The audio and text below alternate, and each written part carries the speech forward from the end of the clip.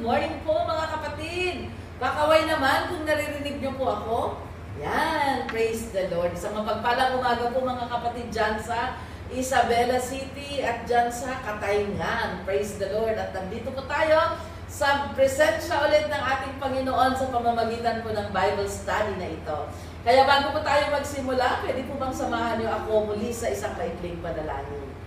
Hallelujah! Yumuko po tayong lahat. Salamat po Panginoon sa pagkakataon ito na kami pong muli ay makakapakinig ng iyong mga banal na salita. At dalangin namin Panginoon na gawin mong matabang lupa ang puso namin Panginoon para po sa ganoon yung mga salita mo ay maitanim po doon at maging gabay po, maging kalakasan, maging buhay po sa bawat isang makakapakinig o God. At Lord, dinadalangin din namin ang presensya ng iyong Espiritu Santo Panginoon na siyang kumilos sa aming kalagitnaan para ipaunawa po ang mga salita na aming pag-aaralan sa umaga ito. Salamat po o Diyos, ikaw ang mensahe namin sa umagang ito at ako lamang ay yung instrumento o God. Gamitin mo lang ako Lord, wala pa akong kakayahang magligtas, wala akong kakayahang magpagaling Panginoon, pero ikaw po na aming itinataas at sinasamba ay meron pong kakayahan at wala pong imposible sa iyo, Panginoon. Salamat po, O God. Ito po ang aming samot dalangin sa pangalan ni Jesus. Amen and amen. Yan. So makikinig po tayo ng salita ng Panginoon at alam ko po na ang salita po ng Panginoon, alam niyo po ang salita ng Panginoon ay parang buhay na butil ng pananampalataya na naitatanim po sa bawat puso na nakikinig. Okay? So ang pag-aaralan po natin ngayon ay tungkol po sa paglapit po natin or pagdulog po natin sa presensya ng Diyos or approaching the throne of God. Dahil alam niyo po, bilin ng Panginoon that we seek the Lord while He may be found. Sabi niya doon, hanapin natin, dumulog tayo, lumapit tayo sa Panginoon habang naririyan pa siya para tulungan tayo. Ibig sabihin, habang may pagkakataon pa tayo na lumapit sa Panginoon, lapit na po tayo ngayon na kasi padilim na at padilim ang mundo at pasama na po ng pasama ang mga nangyayari sa ating kapaligiran. Kaya kung manunood po tayo ng TV, makikita natin, hindi lang sa Pilipinas nagkakaroon ng kaguluhan, pero lahat na po ng bansa nagkakaroon na po ng kaguluhan. Mga lindol, mga sakuna, mga bulakan na kahit na matagal nang inactive ay bigla na lang sumasabog. Kahit yung mga lugar na walang lindol, bigla na lang nagkakaroon ng lindol. Mga patayan sa kaliwat kanan, hindi natin alam. Mga disgrasya sa kalye, napakadami na po ng mga nangyayari na hindi na po natin mawari kung paano pa ba tayo mamumuhay ng tahimik. Pero salamat sa Panginoon dahil kahit na magulo ang mundong ito, pero kung nasa presensya po tayo ng Panginoon, meron pong katahimikan, meron pong kagalakan. Kaya yan po, sabi niya, hanapin natin, dumulog na tayo, lumapit na tayo sa Panginoon habang meron pa tayong pagkakataon. Kaya nagpapasalamat tayo dahil ang Bible study po na ito ay isang paraan po mga kapatid para tayo po ay makalapit sa presensya po ng Diyos. Kaya mapalad po ang bawat isa sa inyo mga kapatid. Hindi po sayang ang inyong pag-upo dyan. Sabihin mo sa katabi mo, hindi sayang ang araw na ito. Sige, sabihin po natin, hindi sayang ang araw na ito. Okay? Kasi may gagawin po ang Panginoon sa ating buhay. Kaya, ano ba ang benepisyo ng pagba-Bible study natin na ito? Ano ba ang mapapala natin? Meron ba tayong mapapala? Wala namang nangyayari sa buhay namin, Pastora. O, akala lang natin yan. Meron po tayong napapala sa bawat pagkakataon na ibinibigay po natin sa ating Panginoon. Unang-una po na makikita natin dito ay sabi niya sa 1 John chapter 5 verse 14. Tignan po natin ang 1 John 5:14. Sabi niya, this is the confidence we have in approaching God. Ito yung standing natin, ito yung confidence natin na kapag lumalapit tayo sa Panginoon at ano ang sabi niya, that if we ask anything according to His will, He hears us. So ito yung isang bentahe or isang benepisyo na makakamtan po natin kung tayo po ay lumalapit at dumudulog sa ating Panginoon. Papakinggan po niya ang ating mga hinaing. Papakinggan po niya ang ating mga panalangin. Papakinggan po niya ang mga hinihiling natin sa Kanya. kapag lalapit po tayo sa Kanya. Kaya sabi niya, this is the confidence. Makakalapit ka na meron kang kumpiyansa sa sarili mo na papakinggan ka ng Panginoon. Bakit? God will never reject those who will come to Him. Hindi niya i-reject, hindi ka gaya ng tao na kapag busbusin ka o kaya kapag maliit ka, maliit ang estado mo sa lipunan, ano? Kapag lalapit sila sa'yo, ay pumunta ka doon ng dumi-dumi mo, ay wala kang pinag-aralan, doon ka, hindi ka bagay dito sa amin. Diba? Ganyan nangyayari dito sa mundong ito. Pero sa Panginoon, lahat po ng lumalapit sa Kanya ay hindi po niya pinapalayo, hindi po niya pinapalayas, bagkus ina-accommodate niya sila. Kaya sabi niya, huwag kayong mag-atubili, huwag kayong mahiya, huwag kayong matakot. Because meron kayong confidence na kapag lalapit kayo sa Panginoon, sabi niya, tayo ay Kanyang papakinggan. Okay? Kaya minsan, sometimes, parang alanganin tayong lumapit sa mga tao kasi natatakot tayo na baka i-judge tayo. Ay baka kapag sabihin ko kay sa kapatid na ito, or baka sabihin ko kay warden o kay jail officer ang mga bagay na ito, baka pagalitan ako, baka i-judge ako ng kapwa ko tao, baka kapag sasabihin ko kay kumpare yung mga pinagdaanan ko, ay baka pagtawanan ako o kaya baka i-chismis ako. So minsan, inaako na lang natin sa ating loob, we just keep it to ourselves, ang mga bagay na nagpapabigat sa atin. Kasi may takot tayo na baka pagtawanan tayo o kaya itakwil tayo o kaya hindi tayo pansinin. Pero ano ang pangako ng Panginoon? Sa sino mang lumalapit sa Kanya, papakinggan ng Diyos ang Kanyang hinaing. Papakinggan ng Diyos ang Kanyang panalangin. Mga kapatid, makinig po tayo. Anyway, 30 minutes lang po ito. Pwede po ba, mga kapatid? Alam niyo po yung kabilang team, kanina yung team A, ay napaka-behave po nila na nakikinig po sa salita ng Panginoon. Okay, so pwede po ba ibigay natin ang mataas na pagrespeto po sa ating Panginoon, mga kapatid? Makinig po tayo, okay? Di bali po, maikli lamang po ang mensaheng ito.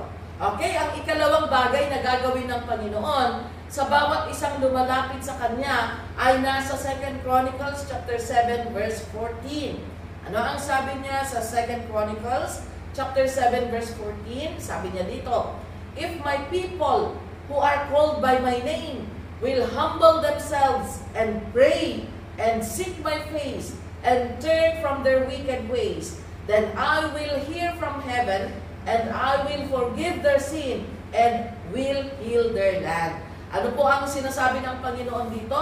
Ang mga mamamayan ko, sabi niya, ang mga tao, ang mga mamamayan ko na tinawag sa aking pangalan, kapag sila ay lalapit sa akin at magpapakumbaba, ano po ang gagawin ng ating Panginoon? Kapag sila ay dudulog at tatalikod sa kanilang mga kasalanan o sa kanilang mga ginagawa na hindi po naaayon sa kalooban ng Panginoon, o unang-una ulit, nandyan ulit, diringgin niya ang ating mga pagsusumamo. Ano pa? Sabi niya dito, patatawarin ko sila.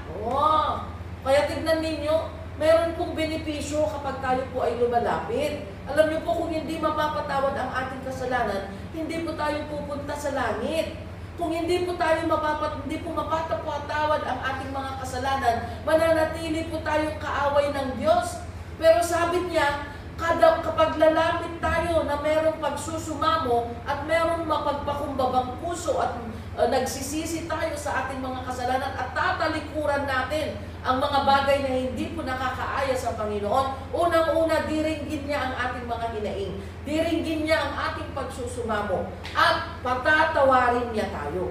Yan po ang benepisyo ng paglapit po sa ating Panginoon. Kaya po natin ito pinag-aaralan para malaman natin na meron kang lalapitan, kapatid.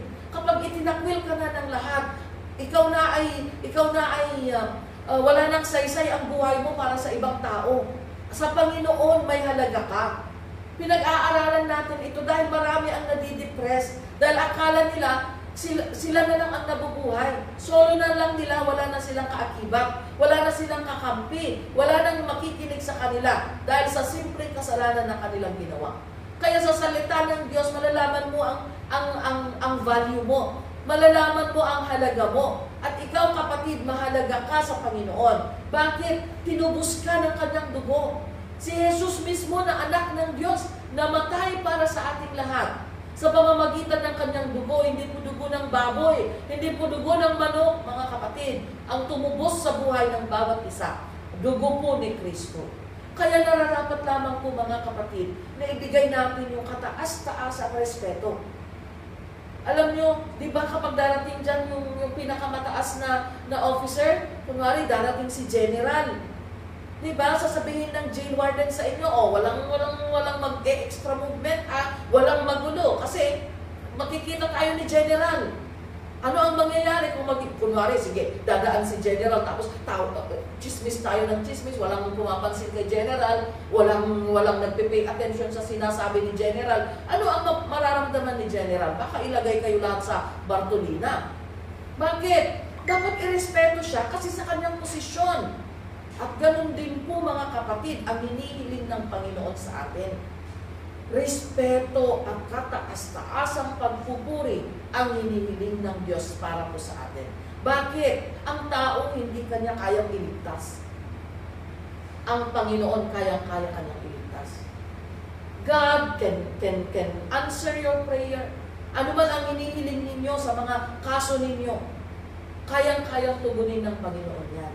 Kung tayo po ay lalapit at dudulog po kay Kristo.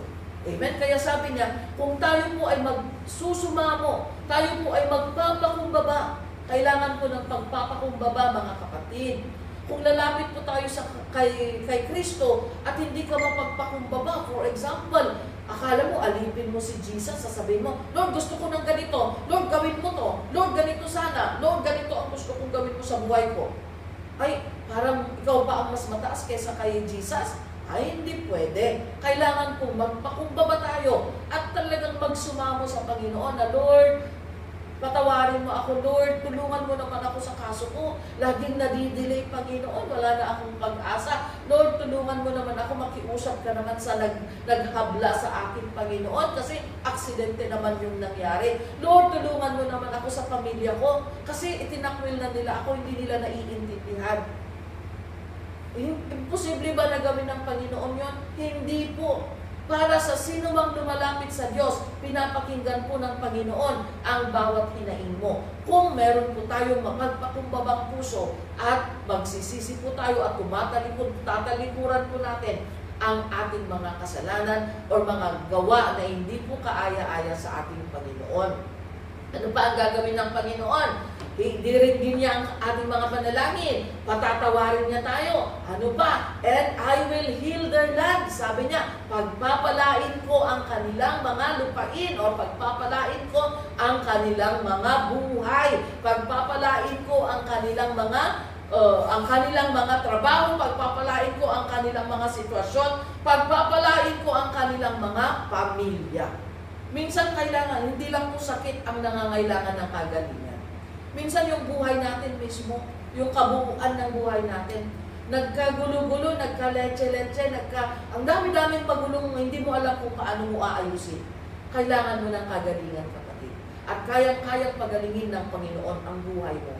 Kayang-kaya niyang alisin yung mga peste na pumepeste sa buhay mo kaya wala kang katahimikan. Kayang-kaya niyang ayusin ang gusot para magkaroon ka ng kapayapaan kahit nandyan ka po sa loob ng bilangguan.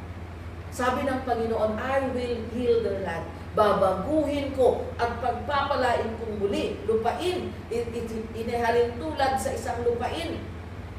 Na kapag ang isang lupain pinabayaan, magiging tigang, hindi magiging productive.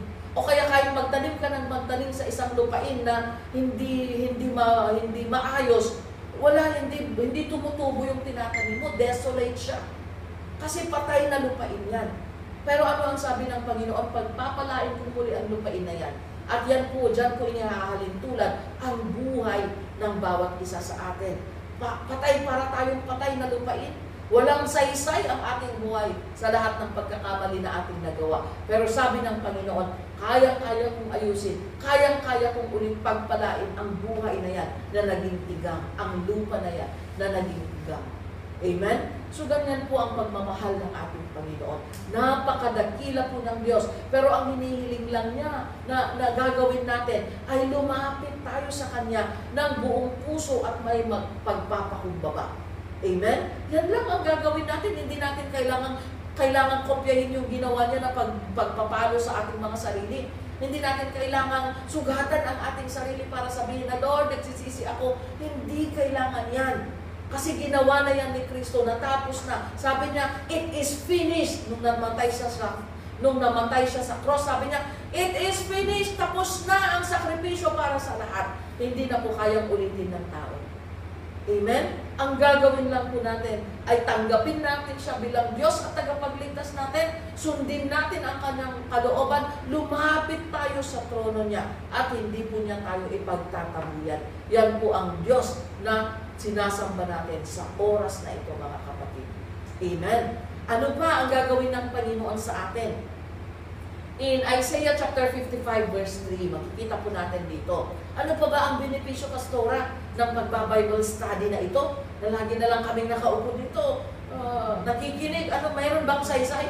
Meron po, mga kapatid. Sabi niya, give ear and come to me. Pakinggan niyo ako at lumapit kayo sa akin. Listen that you may live. Makinig kayo para magkaroon kayo ng buhay na walang hanggan. I will make an everlasting covenant with you. My faithful love promised to David. Ano ang gustong sabihin ng ating Panginoon? Sabi niya, lumapit kayo sa akin. Lumapit kayo sa akin at makinig para matagpuan ninyo ang buhay. At gagawa ako ng walang hanggang kasunduan. Gagawa ako ng covenant sa inyo na kagaya ng covenant ko or kasunduan na ginawa ko kay David. Ano ba yung ginawa ng Panginoon na kasunduan kay David? Sabi niya kay David, pagpapalain niya ang buhay ni David kasama ng kanyang henerasyon, sa kahuli-hulihang henerasyon ng kanyang lahi. Yan po ang pangako ng Panginoon. So ngayon po yan din ang binibigay ng Panginoon, ini-o-offer ng Panginoon sa bawat isa sa atin na kapag po tayo ay lalapit sa Kanya at sasamba at kikilalanin siya bilang Diyos at tagapagligtas at susundin natin ang Kanyang mga kalooban, sabi niya, pagpapalain kita, magkakaroon din tayo ng kasunduan. Ano yung kasunduan na yun? Parang everlasting kontrata, ano?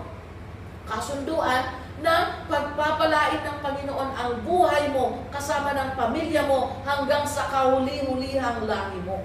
Hindi ba napakagandang pangako yan? Kaya ba nating alagaan ang ating mga pamilya? Lalong-lalo na po kayong nandyan na malayo. Hindi nyo na po kayang bantayan ang inyong mga anak. Hindi nyo na po kayang bantayan ang inyong asawa. Hindi nyo kayang bantayan na ang inyong mga apo. Pero sabi ng Panginoon, yung hindi mo kayang gawin, kayang gawin ng Panginoon para sa iyo kung ikaw ay mananatili at lalapit ka sa Kanyang presensya.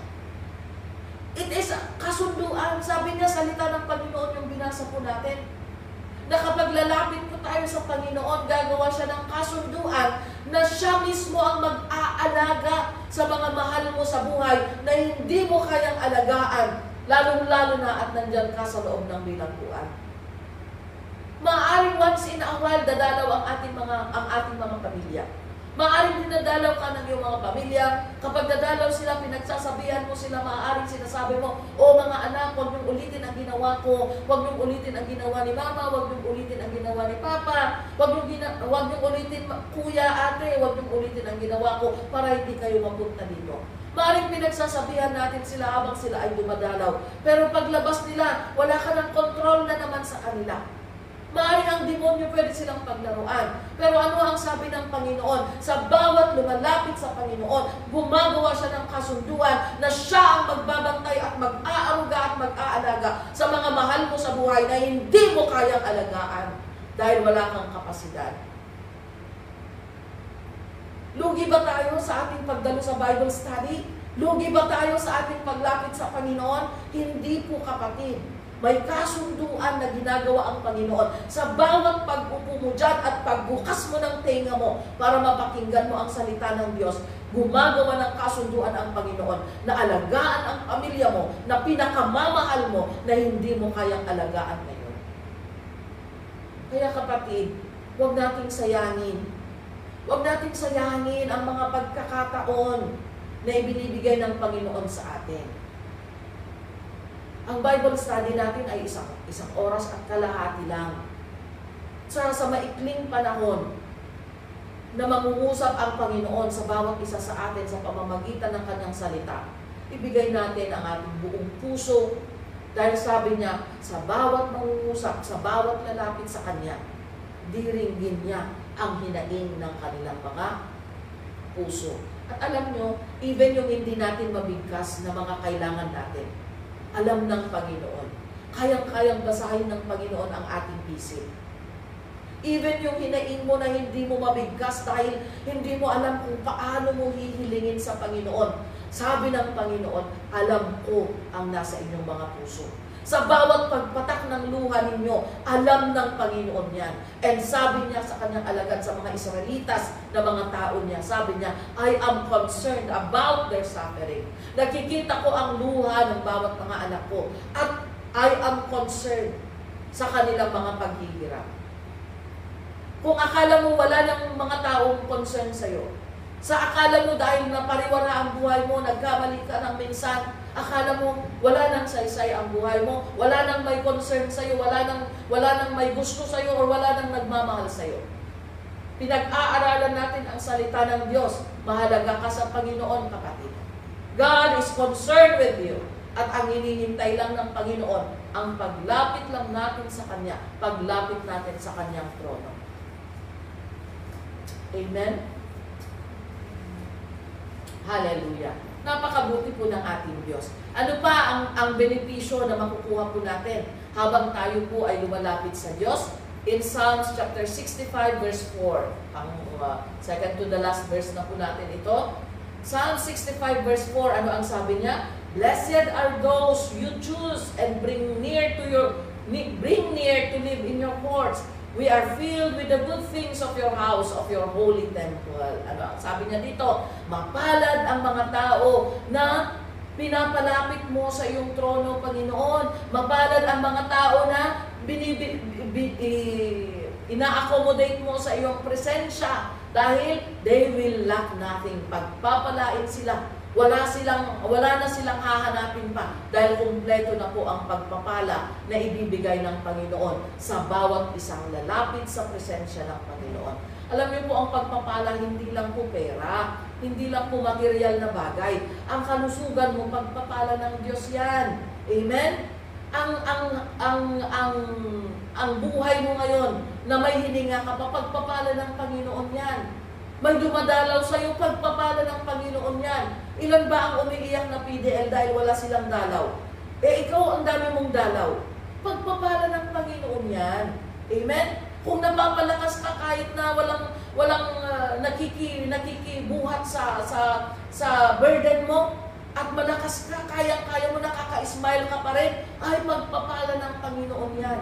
Amen? Kaya yan, ang lahat ng lumalapit po sa Panginoon ay pinagpapala ng Diyos. Kaya ano po ang dapat natin gawin? Hebrews 4:16, huling versikulo na po natin ito. Ano ang sabi niya sa Hebrews chapter 4 verse 16?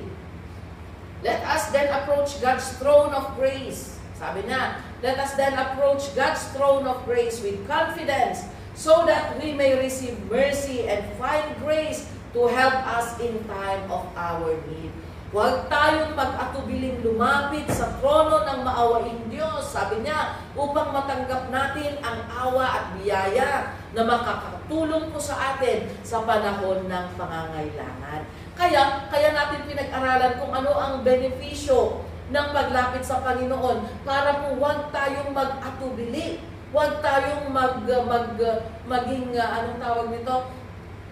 Huwag tayong maging reluctant, Huwag tayong mag-atubili, huwag tayong matakot, huwag tayong mahiya na lumapit sa Panginoon. Dahil ang mga lumalapit ay pinagpapala ng Diyos at ang mga lumalapit ay niyayakap po ng Panginoon. At ang napakaganda po na sinabi ng Panginoon, sa bawat isang lumalapit, nagkakaroon ng kasunduan ang Panginoon. Gumagawa ng kasunduan ang Panginoon na pagpapalain niya ang buhay mo, 10 ng pamilya mo, at sa kahuli-hulihang lahi mo. Napakagandang pangako ng Panginoon. Kaya wala pong nasasayang, mga kapatid, sa bawat araw na tayo po ay dumudulog sa ating Panginoon, siya po pinagpapala po niya ang bawat isa sa atin. Kaya wag po tayong matakot lumapit sa Panginoon. Mahal ka ng Diyos, kapatid, at ang pagpapala niya ay sapat at nag-uumapaw para sa mga taong magtitiwala. Magpapatuloy na magtitiwala at maglilingkod at magpapatuloy na tutupad sa kanyang mga kalooban. Kaya yan po, wag po nating kalimutang laging magpapuskus ng Espiritu Santo ng Panginoon para sa ganon i-guide niya tayo, ituro niya kung paano po tayo tutupad sa mga kalooban ng Diyos. Amen? So salamat po sa pakikinig mga kapatid, salamat po sa inyong mga atensyon, pagpalain po kayo ng Panginoon at sa mga jail wardens din po at sa mga jail officers natin. So, bago ko po ibalik sa ating MC, tayo po muna ay lumumuli para po sa maikling panalangin. Salamat po, O Diyos, sa mga salita na aming napakinggan. Dalangin namin, Panginoon, na muli po itanim mo sa puso ng bawat isa para po sa ganon, kung dumarating man ang pagkakataon na kami po ay nawawalan ng pag-asa o nadidepress man kami, Panginoon, ipaalala mo, O Diyos, ang iyong mga pangako para kakapit pa po kami ng mas malalim, mas kakapit pa po kami ng mas more tighter, Panginoon, sa iyong mga salita at sa iyong mga pangako, O God. Salamat po, O Lord. Ito po ang aming samot dalangin sa pangalan ni Jesus. Amen and amen.